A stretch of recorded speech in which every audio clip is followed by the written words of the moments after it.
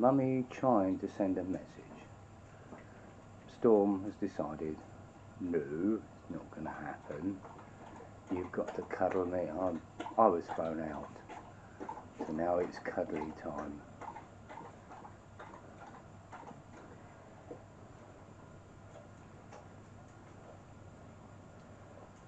It's typical, she's decided not to be so boisterous.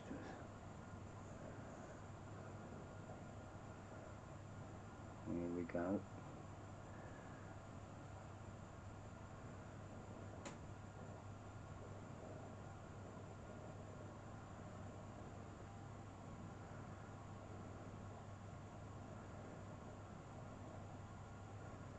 Bit cold out there, we've got all the animals in this morning.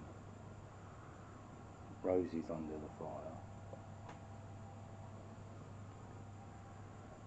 We have to chuck them out every couple of hours or so they don't decide they're going to use indoors as a loo.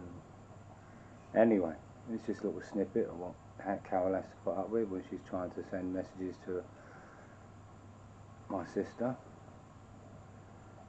and nicking up with that hand. Anyway, so from us in Bulgaria on a Sunday morning, it's ciao for now.